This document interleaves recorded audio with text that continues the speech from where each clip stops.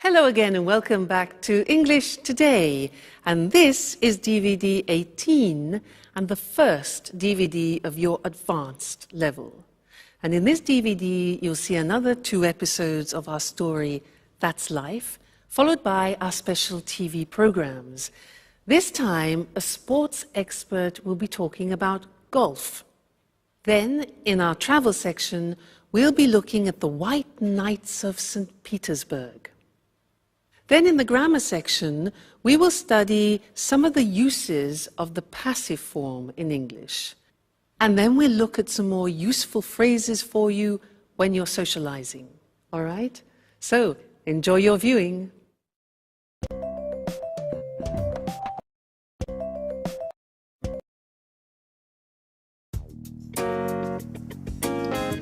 Hi, Sarah.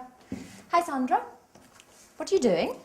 We're making some sandwiches for today's drive in the country. What drive? Hasn't Paolo told you about the trip? Today he wants to take us to visit an old farmhouse in the country.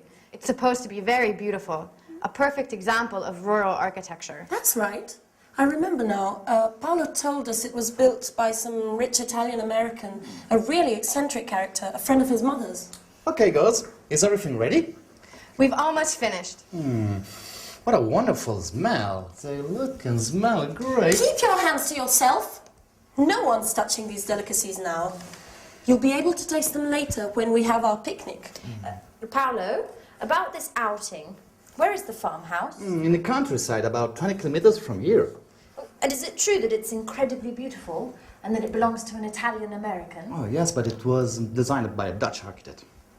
And it was built in the style of an 18th century Tuscan farmhouse, right? Oh, right? Oh, believe me, it's a jewel. I didn't know you were so interested in architecture. Oh, my dear ladies, there are so many things that you don't know about me. As well as music, I have many other passions. I'm full of surprises. No one doubts that, Paolo.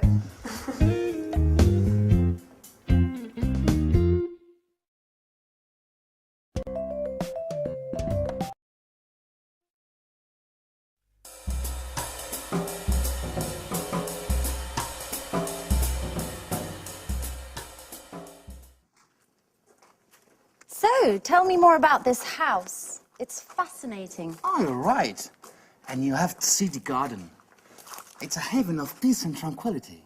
And what sort of plants are there? Oh, thousands. Big old trees, grapevines, olive groves, and many types of roses.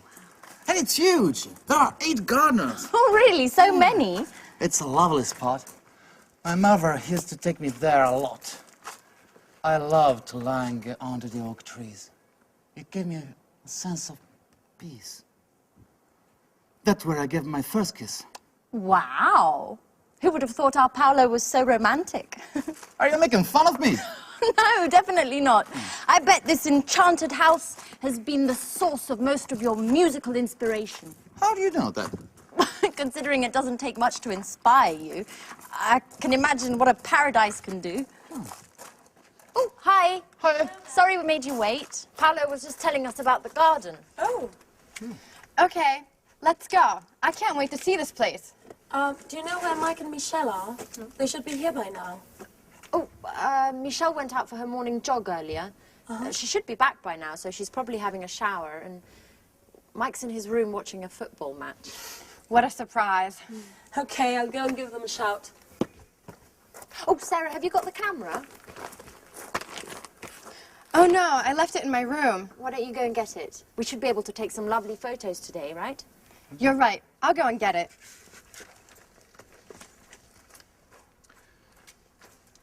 Well, it's good to see Sarah's back to her old self again, isn't it, Paolo? Oh, I knew that being all together would be good for her. Okay, let's check we've got everything. Okay, Sandwiches. got them. Drinks. Got them too. Okay, I think we have everything. I feel like I've forgotten something. No, we haven't forgotten anything.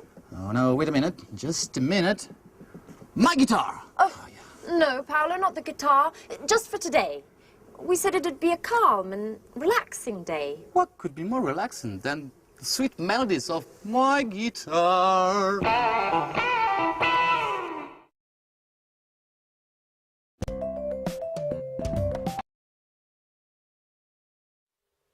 Hi again and good to see you. Now, in that last episode, they were talking about an old farmhouse in the country and describing it. And they were using some interesting language which I want to teach you now. Let me give you some examples of what they said. Sandra said that the farmhouse was built by a rich Italian American, was built by. Now that grammatical form is called the passive. We're going to study that now. But other examples. Paolo said, yes, it was designed by a Dutch architect. It was designed. He said, it is built in the style of an 18th century Tuscan farmhouse. The passive, that's what I want to look at with you now. We'll go to the screen so that you can see how the construction works. It is actually quite simple because you need to take the verb to be in the necessary tense, whether it's past, present, or future, and then you add the past participle of the main verb. Okay, so that is the grammatical form. When do we use the passive? We use the passive when it's more important the action which is happening and not the person doing it. Let me give you an example, try and make it clearer. And look at the screen now and we can combine the things. This is a magazine. Now, I want to talk about the magazine in the present. And there are various things that I can say. For example, this magazine is published in the United Kingdom. Is published, the verb to be plus the past participle. Other things that we can say about it. The articles are written by top writers. Now, notice that if you want to actually mention the people doing the object, the action, you use by. So, these articles are written by top writers, okay, top journalists. Another example, it's delivered worldwide. It's delivered worldwide. There again, we don't know by who, but it's not important in this case. It's the action which is important. So that's in the present, using the verb to be in the present form is, are. Let's move on to the past tense now and take these shoes. We can say about these shoes were made in Italy, okay? These shoes were made. Notice that the verb to be is in the past, and it's plural because it's two shoes, so not was made, but were made. These shoes were made in Italy. The other examples are, they were designed by a top designer, and only a limited number were produced. All right, so the verb to be plus the past participle. Then if you think about the future, you can put the verb to be in the future, and let's think about a film that has some perspective that is going to be made in the future. Let's look at how we use that in the passive form. The film is going to be set in America. Now that's a bit more complicated. The verb to be goes into the future, but it's an intentional future. So it becomes, the film is going to be set, means filmed, in Russia. It's going to be directed by Spike Lee. Now here the information Spike Lee is important, so we add by. It's going to be directed by Spike Lee, and it's going to be released next summer. Released, taken to the cinemas next summer. So that's the passive form, as you can see, if you know the verb to be very well in all the different tenses, past, present, and future, it's not difficult. And it's actually not different in English to many other languages. All right? So that's the passive. See you again next lesson. Bye.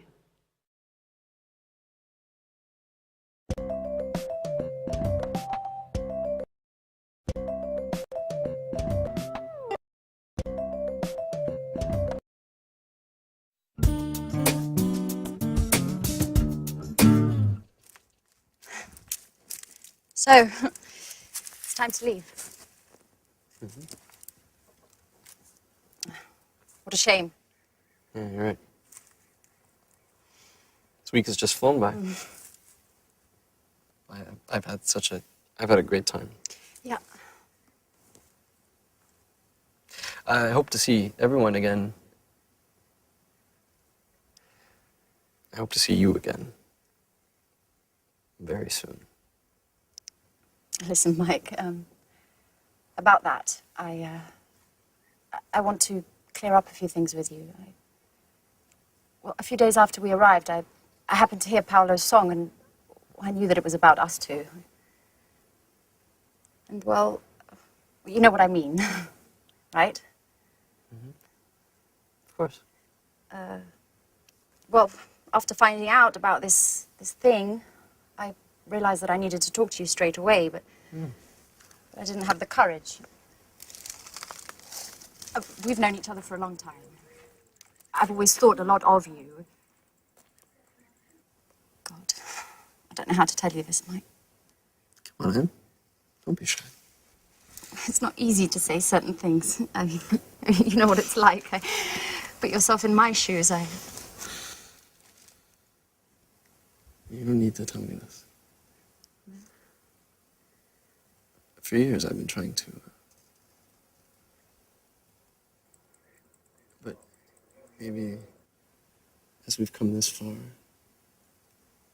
we don't need words anymore. No, what are you doing? You've gone crazy. But I thought that you too. That I what? I was trying to tell you that that I really like you and that you're a true friend. But only a true friend, nothing more. What an idiot I am. For a moment, I thought you had feelings for me. I'm sorry, Mike. I didn't want to upset you. It's just that, well, the truth is that there's someone else in my heart. I know. Don't worry. Let's pretend nothing's happened, okay? Okay. Right. Friends? Like before? Of course. But no hard feelings? Okay. Fine. I'll just go and finish packing then. Okay. I'll see you in a bit.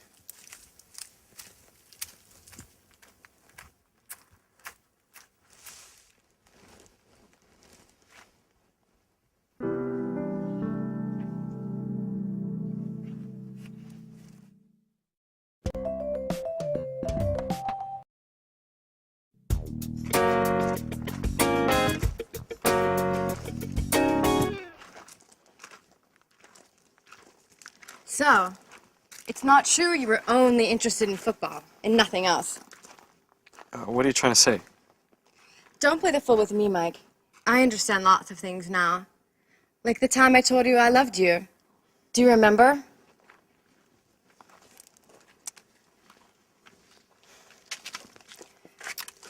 At that time, we were always together. And I thought there was more between us than just simple friendship. Come on, Sarah, not that old story again. I mean, there's no point in going over all of that again. Well, I think it's time to put a few things straight, once and for all. At that time, you told me you weren't in love with me and that you didn't want to deceive me. I felt rejected and thought that football was to blame. I thought that football was the only passion in your life. But now... But now what? Oh, stop it, Mike. I saw you here just now with Anne. Wait a minute, Sarah.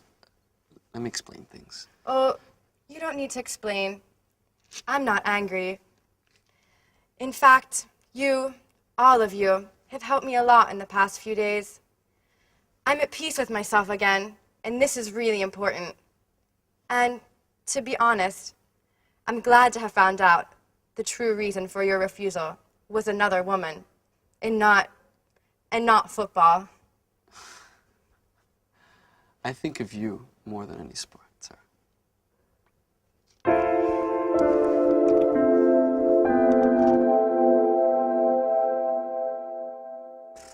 Hey guys, it's late. I'm sorry, I was packing. So, it's time to say goodbye already. Oh, I hate goodbyes. Oh, it was a sentimental one. Anyway, we'll be meeting up again soon, right? Right. Yes. Okay. I have some good news. I've decided to open up a new bar, and you're all officially invited to the opening party. Wow. I think I'm going to call it college, in honor of all of you. Oh, fantastic! And as for the music in your new bar, here I am, with my guitar, of course. You know, you're always welcome to come to this house. And I'll be waiting for you all next year for another wonderful holiday together. In memory of the good old days! Yeah! Friends we thought they'd be back soon. I'll sing away for next year's. Hey, ho, ho, ho, ho, yeah.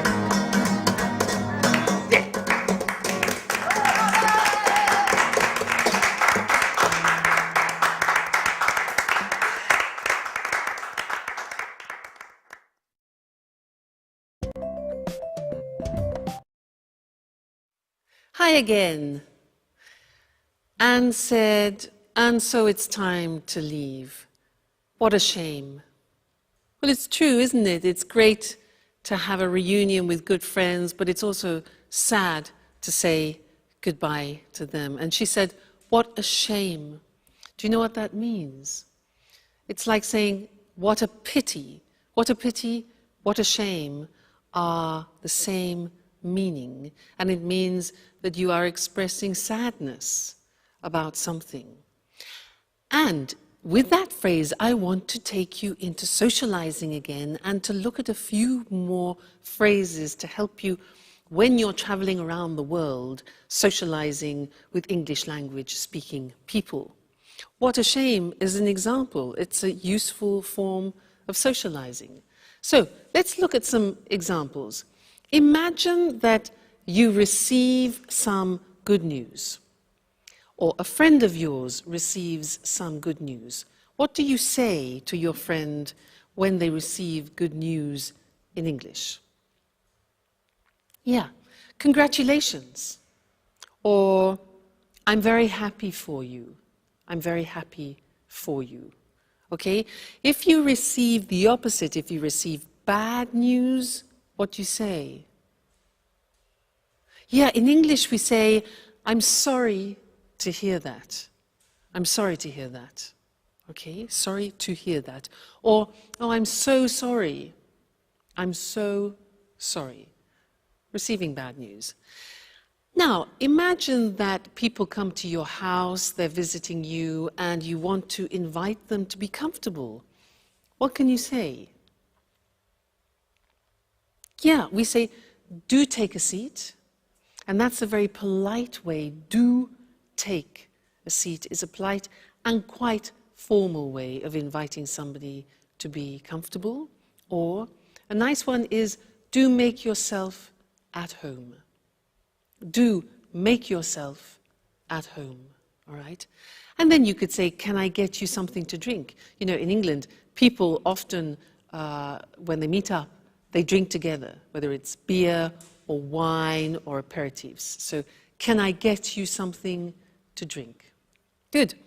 Now, imagine that you have got a drink and you have the glass in your hand and you want to pass it to your guest. Now, what do we say when you give something to somebody? 3 words. We say, here you are. Now, when we're speaking fluently, that becomes, here you are, which sounds very strange, doesn't it? You think, what sounds Indian? Here you are. Here you are. I mean, it's one of those unusual phrases which, if you separate the words, has no meaning, but we use it when you give something to somebody else. So it's very, very, very, very, very common. Here you are. Thank you. Not at all. Here you are. All right? What about when you're in discussion and you want to agree or disagree? In English, we say, I agree with you. We don't say, I am agree with you, because many languages translate that from their own language and make a mistake with the English construction. So, I agree with you. And the negative is, I don't agree, not I am not agree. And the question is, do you agree? Okay, that's very important. What if I say, well, actually, I don't agree with you? Do you remember well, actually? When do we use well, actually, those 2 golden words? Yes, that's right. It's when you want to introduce a no, but in a soft way. You prepare the other person psychologically for no. Well, actually, I don't agree with you. Or you can say, I agree with you up to a point, which means partially, up to a point, all right? Leaving. When you have to leave people, it's often sad. You could say, well, we really must be going, it's late. We really must be going, all right? Which displays a fact that you have to do it. You don't want to, but you have to. You have duties, etc. We really must be going. Or another nice one is, we must be on our way. We must be on our way, okay? And then showing that you're sorry, as we saw in the episode with our friends. What a shame.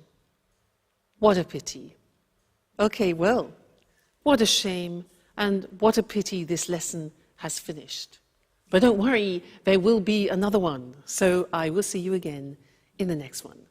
Take care until then. I must be on my way. Bye.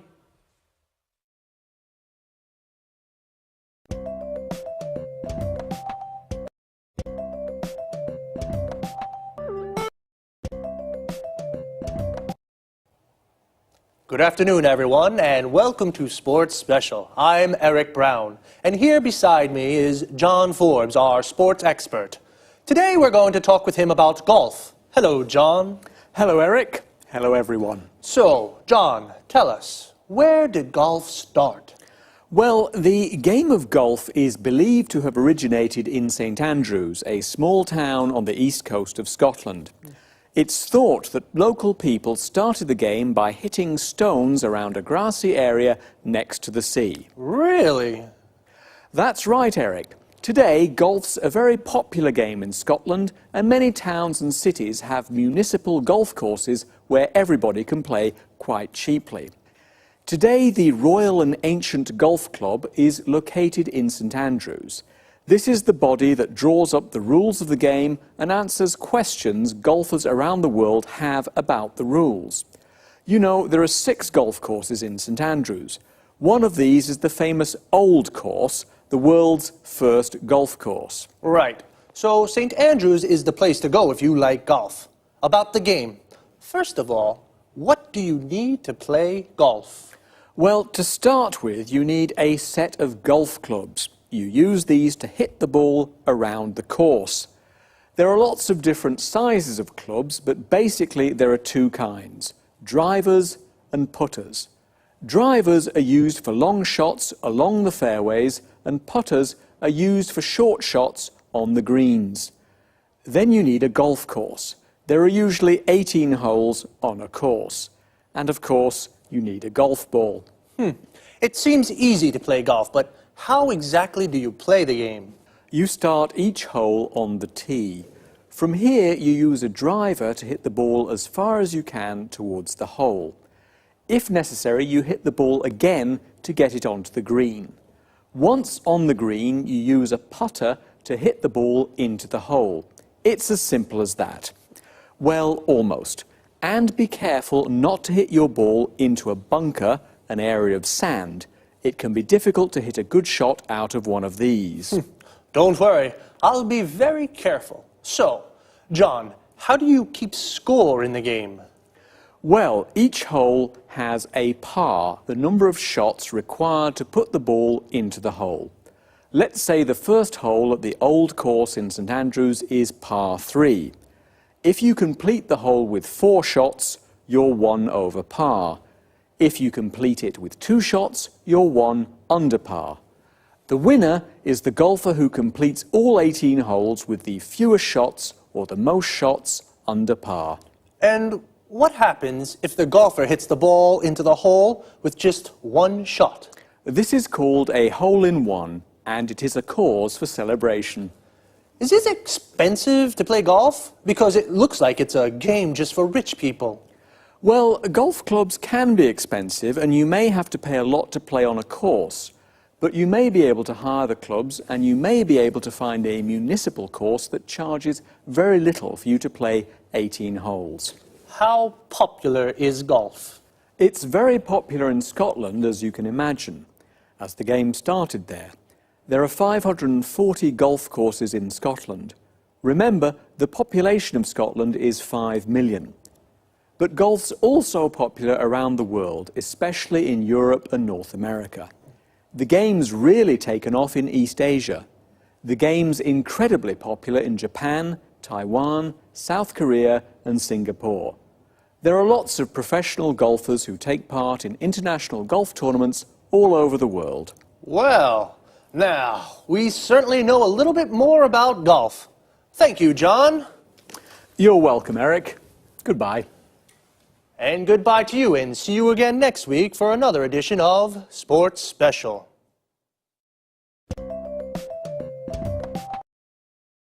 Okay, now let's go back to the start. So where and how do you play golf? The area where you play is called a golf course. A golf course has 18 holes. The aim of the game is to hit a golf ball into each hole with the fewest shots possible. A shot is when you hit the ball. To play golf, you need, well, yes, a golf ball and a set of golf clubs. A set is a complete group. And a golf club is the thing you use to hit the ball. There are 2 kinds of golf clubs. Drivers, these are clubs for long shots, and putters for short precision shots, to hit the ball into the hole. You take your first shot on the tee. This is the starting point on the golf course. For the first shot, you use a driver to hit the ball along the fairway onto the green. The fairway is the area between the tee and the green. The green is the area of grass around the hole. Here, the grass is cut very short. You must be careful not to hit the ball into a bunker. A bunker is an area of sand. And how do you keep the score? The score is the points of the players. Notice we say, keep the score. This means count the points. Well, each hole has a par. A par is the number of points required to hit the ball from the tee into the hole. We say, for example, a hole is par 3. This means you have to get the ball into the hole with 3 shots. If you need 4 shots, your score is 1 over par. If you only need 2 shots, your score is 1 under par.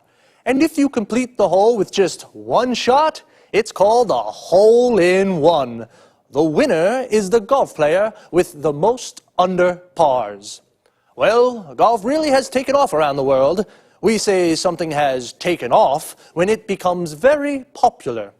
Okay, sports lovers, that's all from me. See you next week.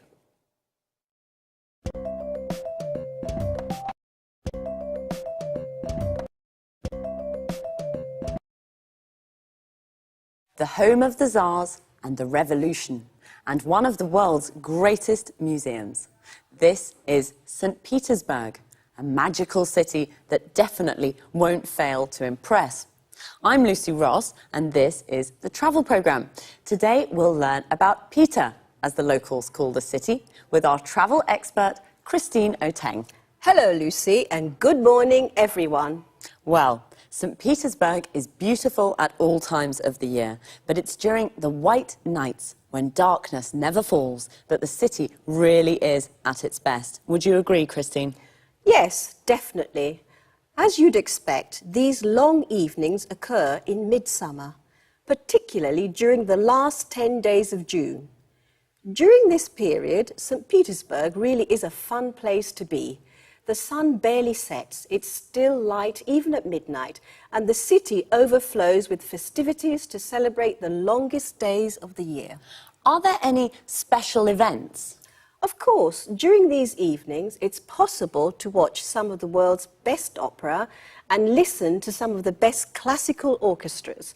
Mind you, it's not all highbrow culture. Locals often stay out celebrating all night. There's also a White Nights Dance Festival, with events ranging from folk through to ballet. So, it's possible to see the famous Kirov dance company? Sometimes it is, yes. It doesn't always take part, though, but it does usually put on student performances. And what about the city's monuments? Is there anything really special that visitors must see? Well, there really is a wealth of sights for the visitor to take in. St. Petersburg is famous for its many museums and art galleries.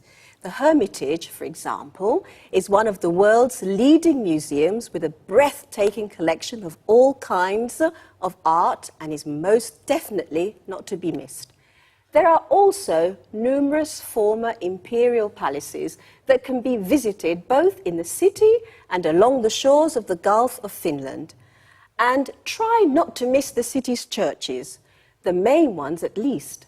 Actually, there are so many that it'd be impossible to visit them all. Well, tell us, Christine, is it true that the city's called the Venice of the North? Yes, that's right. This is due to the river Neva that flows through the city and the numerous canals that crisscross the historical centre. On this subject, another special midsummer event is the raising of the bridges over the river Neva. Thousands flock to the riverbanks to see the raised bridges silhouetted against the twilight sky. Well, visitors must find out when the bridges are lowered, or they might not be able to get back to their hotel. That's right. If that happened, they'd just have to stay out celebrating until dawn. Well, that doesn't sound too bad. And the food? I've heard the food's not very good. Is that true?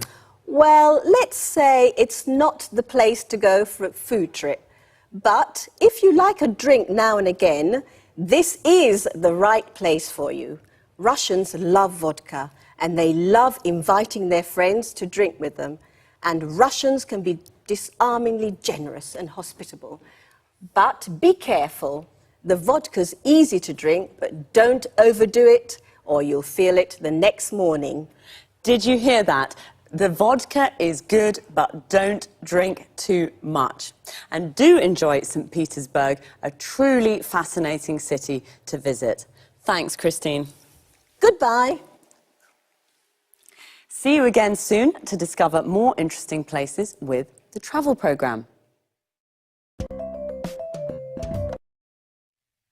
So, St. Petersburg is at its best in midsummer.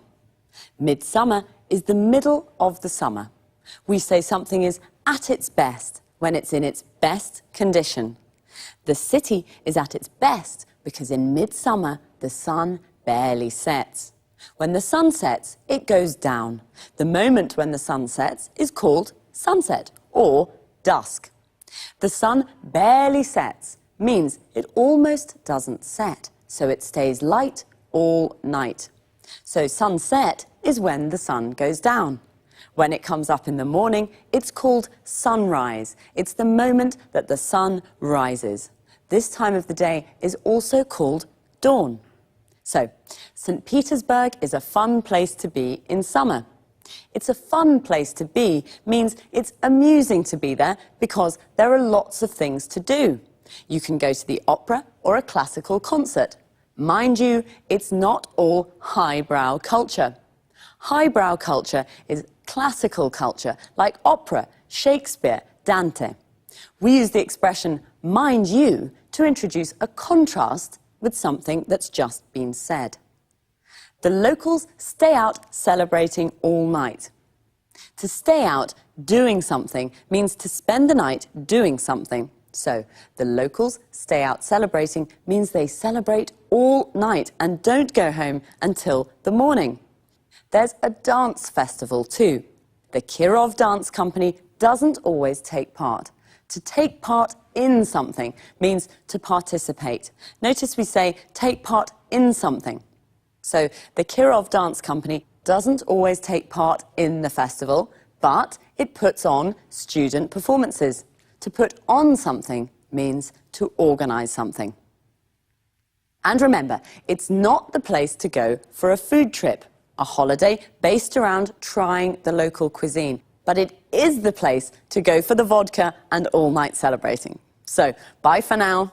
See you next week.